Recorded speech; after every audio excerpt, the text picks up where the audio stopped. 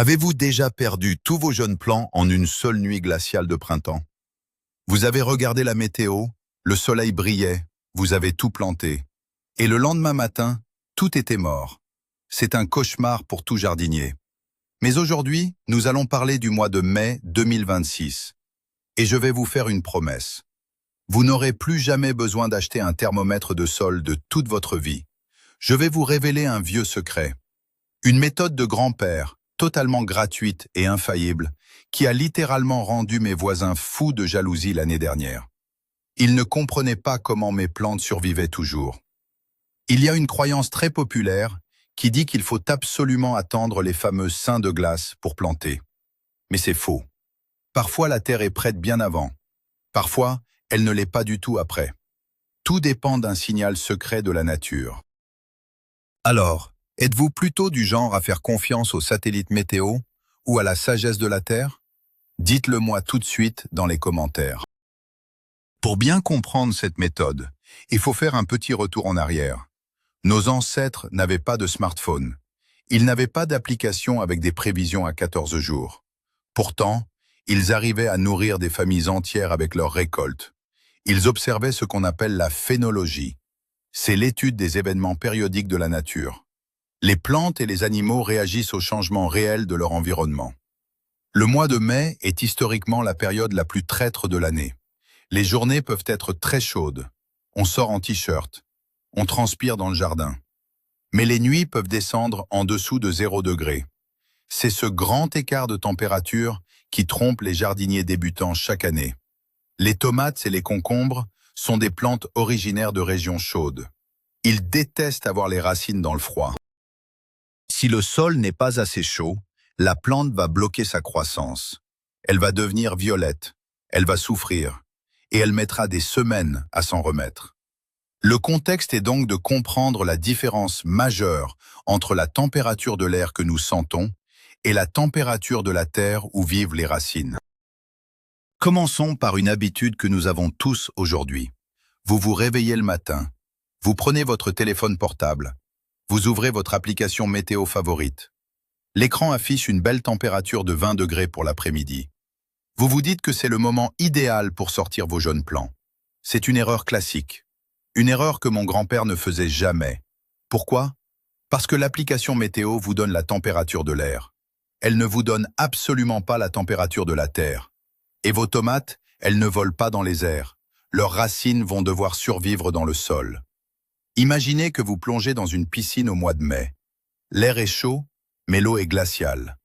Vos plantes ressentent exactement la même chose. C'est le premier grand mythe du jardinage moderne. Le mythe qui consiste à croire que l'air chaud réchauffe la terre instantanément. La terre est dense. Elle garde le froid de l'hiver très longtemps, surtout après des nuits fraîches. Si vous plantez vos concombres simplement parce qu'il fait beau dehors, leurs racines vont subir un choc thermique. Elles vont se bloquer. La croissance va s'arrêter net.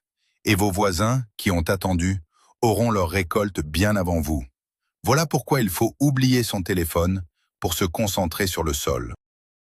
Alors, quelle est cette fameuse méthode sans équipement? C'est ce que j'appelle le test du pied nu pour le potager. C'est exactement ce que faisait mon grand-père. Il enlevait ses chaussures et ses chaussettes. Et il marchait dans le potager. Oui, vous avez bien entendu. Il marchait pieds nus sur la terre retournée. L'idée est d'une logique implacable. La plante du pied humain est extrêmement sensible aux variations de température.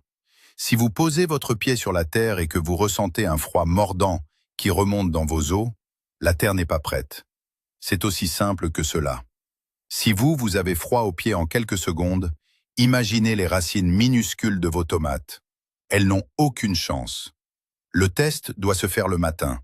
Pas en plein après-midi quand le soleil a chauffé la surface. Le matin, vers 10 heures. Si la terre vous semble douce, presque tiède, ou du moins neutre sous votre voûte plantaire, c'est le feu vert. C'est le signal que la chaleur est descendue en profondeur. Ce geste simple a surpris mon voisin l'année dernière. Il m'a vu marcher pieds nus au milieu de mes rangées. Il a ri au début. Mais à la fin de l'été, devant l'abondance de mes récoltes, il a arrêté de rire. Il a compris que la nature ne ment jamais à notre corps. Mais que faire si vous ne voulez pas vous salir les pieds? Il existe une autre astuce d'observation fascinante. Regardez les mauvaises herbes de votre jardin. Beaucoup de gens les détestent. Ils passent leur temps à les arracher sans réfléchir. Pourtant, ces plantes sauvages sont des indicateurs thermiques exceptionnels. Prenez le pissenlit par exemple.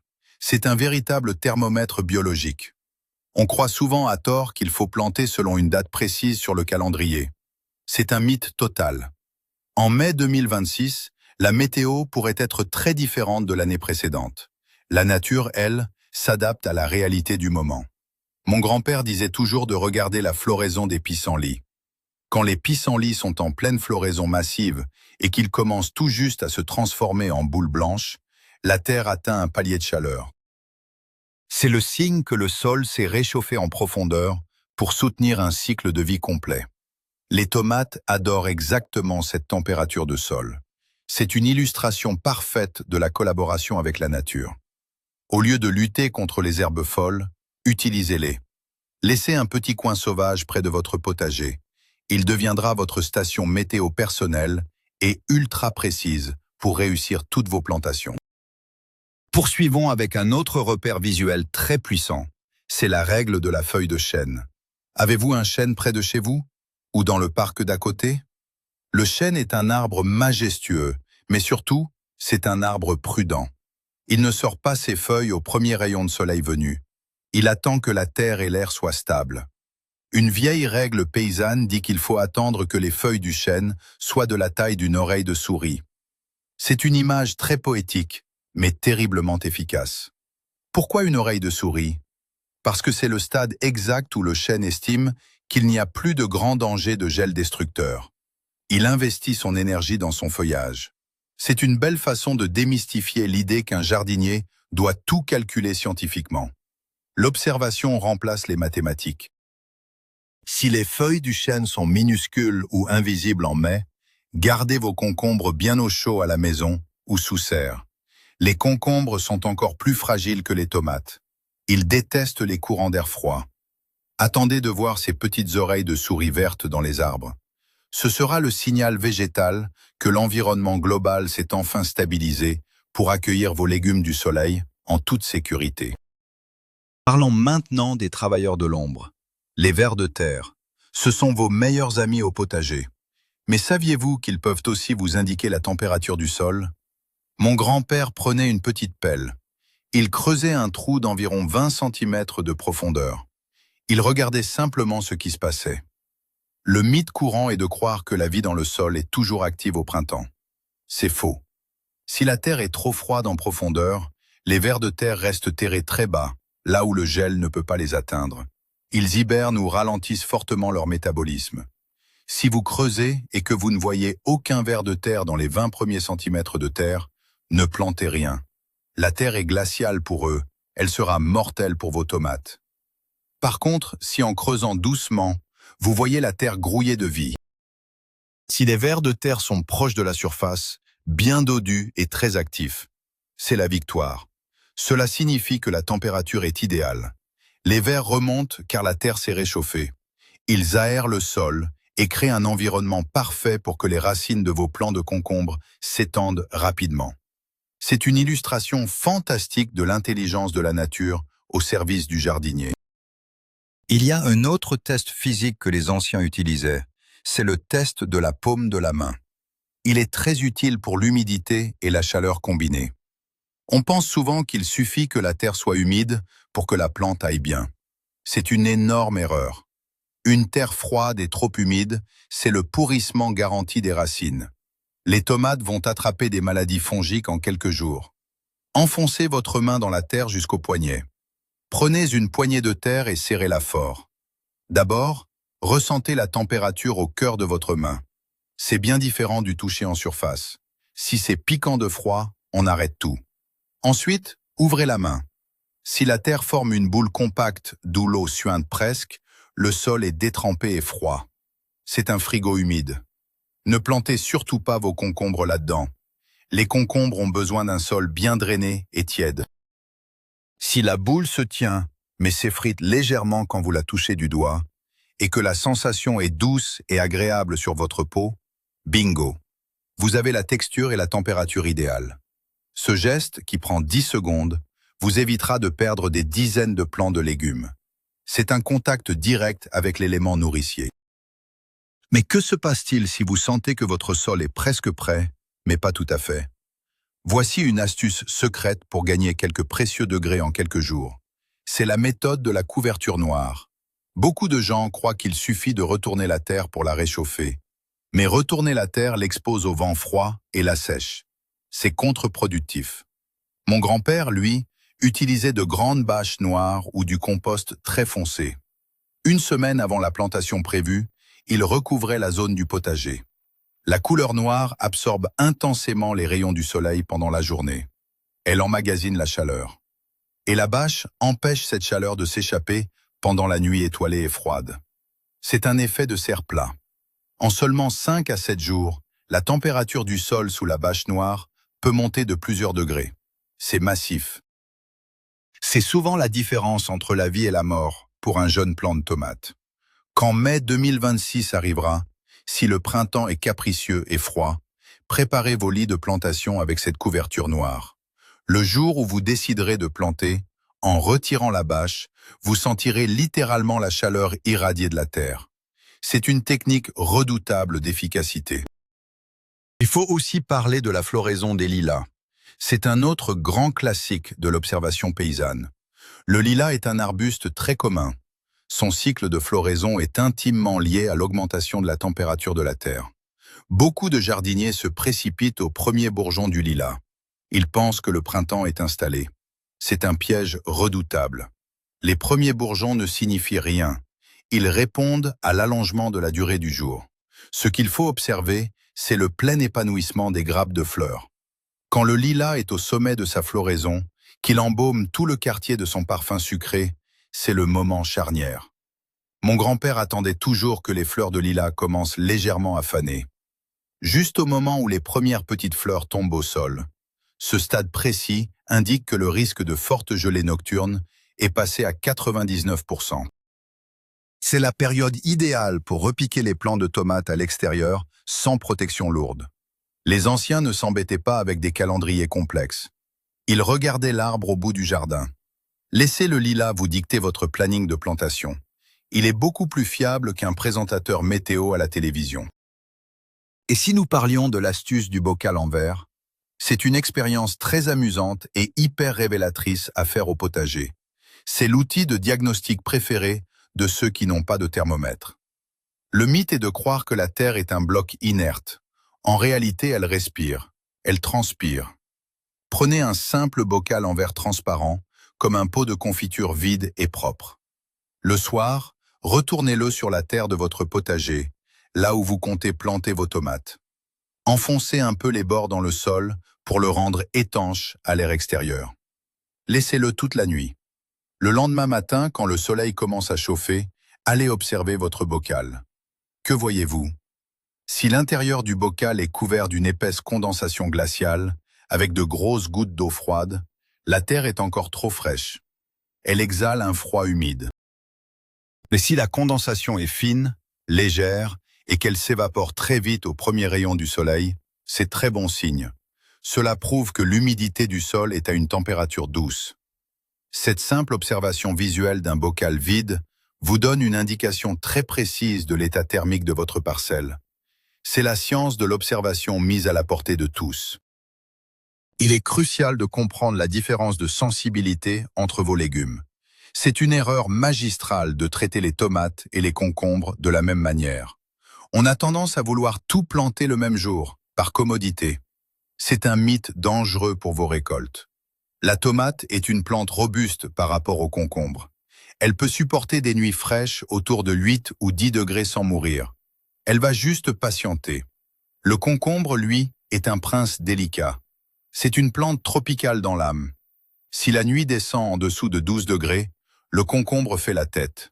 Il jaunit. Ses feuilles pendent. Si le sol est froid, il est immédiatement attaqué par des maladies mortelles pour lui. Mon grand-père plantait toujours ses tomates 10 jours avant ses concombres. Toujours. Il disait que le concombre devait sentir l'été arriver, pas le printemps. Pour les concombres en mai 2026, soyez extrêmement patient. Attendez que les nuits soient douces. Ne cédez pas à la panique de voir vos voisins planter trop tôt. Ils devront sûrement tout recommencer. La patience est la vertu cardinale pour réussir la culture des cucurbitacées. Séparez vos calendriers de plantation mentalement. Abordons maintenant un concept invisible mais essentiel, les microclimats dans votre propre jardin. C'est une idée reçue de penser que tout votre terrain a la même température. C'est totalement faux. Votre jardin est une mosaïque de températures différentes, et comprendre cela est la clé du succès de l'astuce de grand-père sans thermomètre. Observez la fonte des dernières gelées matinales blanches. Où le givre disparaît-il en premier? Où reste-t-il le plus longtemps, à l'ombre de la maison ou de la haie? Les zones où le givre fond dès les premiers rayons du soleil sont vos zones chaudes. Ce sont vos lits de plantation prioritaires pour les tomates. À l'inverse, évitez absolument les poches de froid. Ce sont souvent les parties basses de votre terrain ou les zones bloquées par un mur au nord. L'air froid est lourd. Il coule et s'accumule dans les creux la nuit. C'est là que le gel tardif frappera en premier. Mon grand-père plaçait toujours ses plants les plus sensibles en haut des légères pentes de son terrain, jamais en bas. En choisissant le bon mètre carré dans votre jardin, vous pouvez gagner l'équivalent de 2 semaines de chaleur. Analysez votre espace comme un détective avant de faire le moindre trou dans la terre. Voici un autre indicateur naturel incroyable que peu de gens connaissent. L'apparition des premiers insectes et le chant des batraciens. Le jardinage n'est pas qu'une affaire de plantes, c'est un écosystème global. Il faut savoir l'écouter. Vous pensez peut-être que les grenouilles n'ont rien à voir avec vos concombres. Détrompez-vous. La terre et l'eau se réchauffent à des rythmes différents, mais parallèles. Quand les grenouilles et les crapauds commencent à chanter activement à la tombée de la nuit, cela signifie que la température de l'environnement nocturne a franchi un cap vital. Ils ne s'activent pas dans un air glacial. De même, regardez les abeilles et les bourdons. Sont-ils nombreux et actifs très tôt le matin? Si oui, l'air ambiant et le sol qui réfléchit la chaleur sont confortables. Les insectes ont besoin de chaleur pour voler. Si le potager est silencieux et vide d'insectes, gardez vos plants de tomates sous leur abri. La nature vous dit que le moteur de la vie est encore au ralenti. Dès que le jardin bourdonne de vie dès 9 heures du matin, vous avez la confirmation auditive que la grande période de croissance végétale a commencé. Branchez vos oreilles sur la radio de la nature. Il y a un test olfactif que j'adore. Oui, l'odorat peut vous aider à planter. C'est une pratique très ancienne et presque oubliée. On sous-estime le pouvoir de notre nez. Prenez une poignée de terre de votre futur potager et sentez-la profondément. Que sentez-vous? Si la terre est trop froide et gorgée d'eau de l'hiver, elle aura une odeur métallique ou parfois une odeur de cave humide et fermée. C'est le signe d'un manque d'activité biologique. Les bactéries du sol dorment encore. En revanche, quand la terre s'est suffisamment réchauffée, la magie opère. Des bactéries spécifiques, appelées actinomycètes, se réveillent. Elles produisent une molécule très particulière. C'est cette fameuse odeur de terre après la pluie d'été. C'est un parfum riche, boisé, profondément vivant et agréable. Si en grattant le sol en plein mois de mai, vous retrouvez cette odeur fantastique de forêt humide et chaude, foncez. C'est le feu vert absolu. La terre est vivante, aérée, chaude. Vos tomates et vos concombres vont s'y épanouir immédiatement. Mon grand-père ne plantait jamais sans avoir senti sa terre avant. Fermez les yeux, inspirez et laissez votre potager vous parler. Mais que faire si vous avez fait pousser vos jeunes plants d'intérieur et qu'ils grandissent trop vite? C'est la panique classique de mi-mai. Les plants filent vers la lumière de la fenêtre. Ils deviennent minces et fragiles. Vous avez très envie de les mettre dehors pour les sauver. Le grand mythe est de croire qu'il faut les transplanter d'urgence dans le potager définitif. Grave erreur. C'est le choc thermique assuré.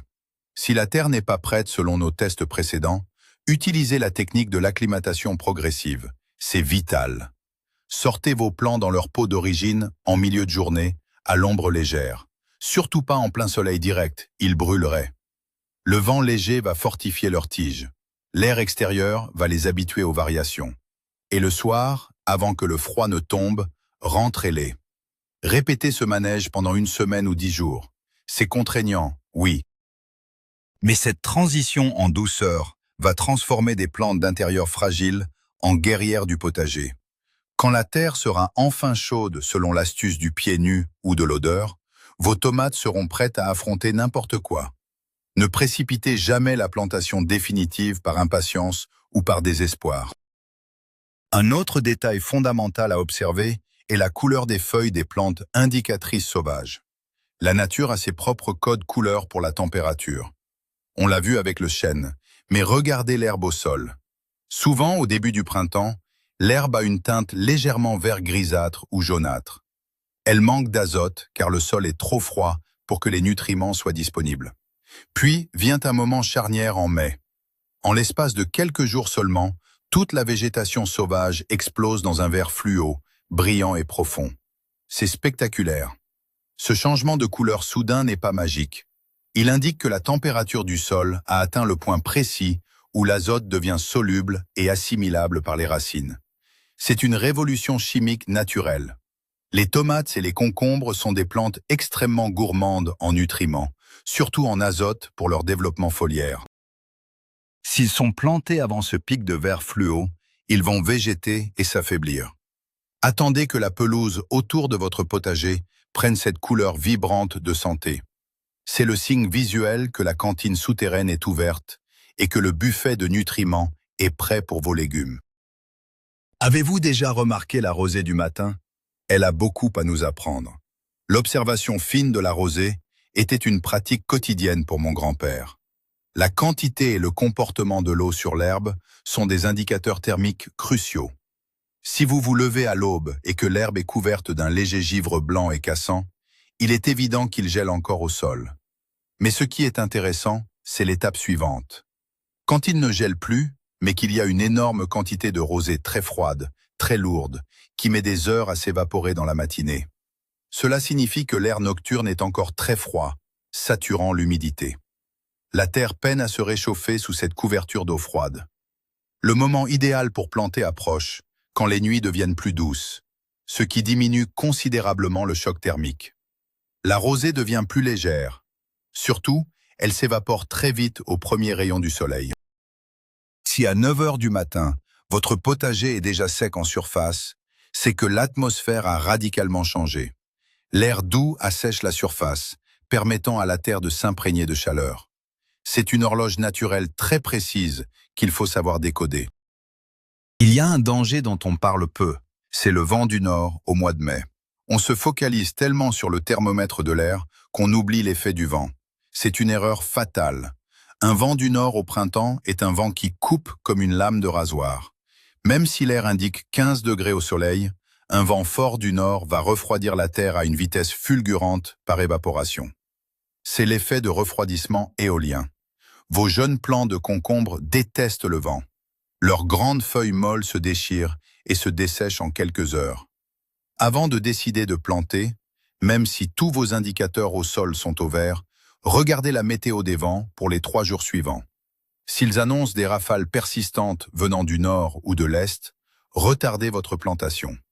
Le stress mécanique et thermique sera trop fort. Ou bien, si vous devez absolument planter, installez des brise-vents temporaires. Une simple cagette de marché posée à l'envers ou un carton du côté nord de la plante peut lui sauver la vie. Mon grand-père mettait toujours de vieux tuiles en terre cuite en arc de cercle autour de ses tomates, face au vent dominant. Cela coupe le froid et emmagasine la chaleur. Abordons maintenant un indicateur très spécifique aux tomates, la présence des orties. Beaucoup de gens détestent les orties parce qu'elles piquent. Mais pour un jardinier malin, l'ortie est un trésor d'informations. L'ortie sauvage a exactement les mêmes exigences de sol et de chaleur que la tomate. C'est fascinant. Elles aiment toutes les deux les terres riches, bien drainées, et elles démarrent leur forte croissance à la même température de sol. Le mythe est de vouloir arracher toutes les orties avant de planter. Au contraire, observez-les. Où poussent les orties les plus vigoureuses sur votre terrain? C'est là que le sol est le meilleur pour vos tomates. Et surtout, quand planter? Regardez la hauteur des orties sauvages de votre région. Tant qu'elles restent petites, prostrées au sol, le froid est encore mordant. Dès que les orties commencent à s'élever fièrement et atteignent 20 à 30 cm de haut avec une tige solide, c'est le signal de la nature. La terre est prête pour accueillir les tomates de la même famille biologique. Vous pouvez d'ailleurs utiliser ces mêmes orties arrachées pour les mettre au fond du trou de plantation de vos tomates. Elles serviront d'engrais naturels surpuissants. Parlons d'une erreur très commune avec le paillage au mois de mai. On entend partout qu'il faut pailler son potager pour protéger le sol. C'est vrai en été, mais au printemps, c'est un piège absolu. Le paillage est un isolant fantastique. Si vous mettez une grosse couche de paille sur votre potager en avril ou début mai, vous empêchez les rayons du soleil de frapper la terre noire. Vous bloquez le réchauffement naturel du sol. C'est catastrophique pour préparer la venue des concombres et des tomates. Sous le paillage, la terre va rester froide et humide des semaines de plus que la terre nue. L'astuce de grand-père, c'est de dégager complètement le sol du futur potager à la sortie de l'hiver. Laissez la terre noire à nu, exposée au soleil printanier. Laissez-la se gorger de chaleur pendant les journées ensoleillées de mai. Vous ne remettrez le paillage qu'une fois que les plants seront installés et que les grandes chaleurs de juin arriveront.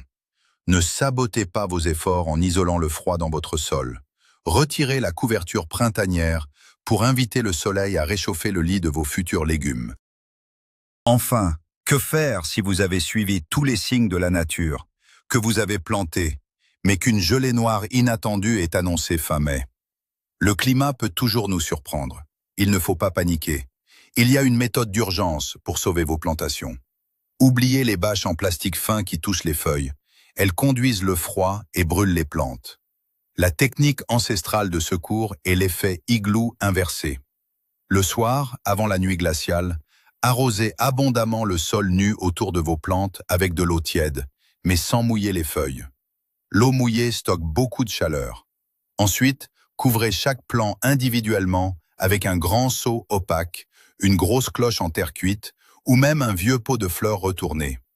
Assurez-vous que le bord touche bien le sol humide pour sceller l'air. L'humidité chaude de la terre va s'évaporer doucement sous la cloche pendant la nuit. Elle va créer une atmosphère saturée d'eau, empêchant la température de descendre en dessous de 0 autour des feuilles. Le matin, dès que le soleil tape, retirez immédiatement les cloches pour éviter la surchauffe. Cette technique de sauvetage extrême permet de traverser la pire nuit du mois de mai sans perdre un seul plant. Voilà le véritable secret du potager réussi. Vous venez de découvrir que la nature possède ses propres horloges, infiniment plus précises que n'importe quelle application sur un écran. Le moment le plus surprenant, c'est quand on réalise que la solution était littéralement sous nos pieds depuis toujours. Marcher pieds nus, regarder les pissenlits, sentir la terre, observer les orties. Ce ne sont pas des superstitions ridicules, c'est de la science naturelle appliquée par des générations de jardiniers astucieux. Le grand tournant pour vos cultures de mai 2026, ce n'est pas d'acheter plus de matériel coûteux, c'est de réapprendre à observer votre environnement immédiat.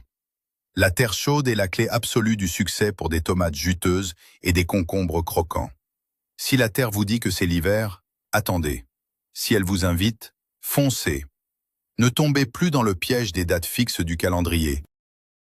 En appliquant ces méthodes de grand-père, vous allez non seulement économiser de l'argent et sauver vos plants, mais vous allez surtout comprendre comment votre jardin respire. Vous allez faire équipe avec lui. Un immense merci d'avoir regardé cette vidéo jusqu'au bout. J'espère qu'elle changera votre vision du jardinage de printemps.